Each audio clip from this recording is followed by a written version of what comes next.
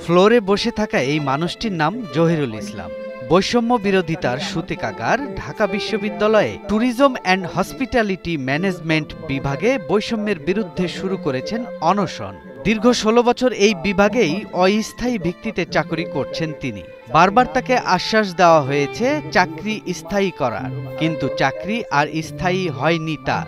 নিজে হয়েছেন বৈষম্যের শিকার।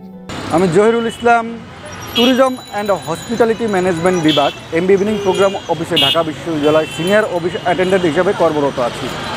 দীর্ঘ ১৬ বছর এই বিভাগে আমি বৈষম্যের শিকার। যদিও বিভিন্ন সময় জহিরুলের পরে নিয়োগপ্রাপ্ত অস্থায়ী কর্মচারীদেরও স্থায়ী করা হয়েছে বলে অভিযোগ তার।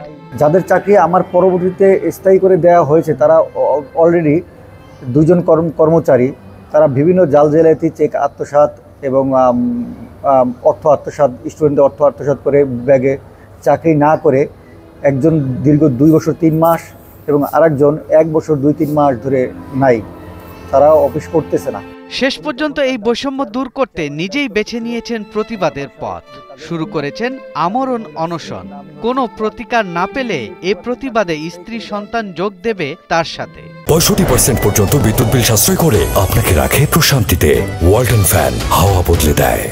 আজ এখানে বসে আছি, আজকের মধ্যে যদি চেয়ারম্যান স্যার কোনো ব্যবস্থা গ্রহণ না করে তাহলে আগামীকাল আমার স্ত্রীর সন্তান নিয়ে আমি এখানে আবার বসবো।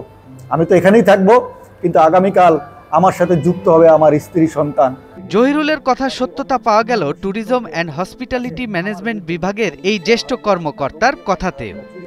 মানে আমি যখন স্টুডেন্ট তখন আমি ওকে দেখতেছি যে ওইখানে পিয়ন হিসেবে আছে আর কি। আমি যখন এই ডিপার্টমেন্টে ভর্তি হই, এরপরে তো এই যে আমি ১৫ বছরের উপরে আমি এখানে জব করতেছি, আলহামদুলিল্লাহ আমি অধ্যাপক, কিন্তু তার চাকরি এখনো পার্মানেন্ট হয় না। আমি জহিরুল ইসলাম, ঢাকা বিশ্ববিদ্যালয়ে ট্যুরিজম অ্যান্ড হসপিটালিটি ম্যানেজমেন্ট বিভাগে সিনিয়র অফিস অ্যাটেন্ডেন্ট হিসেবে কর্মরত আছি।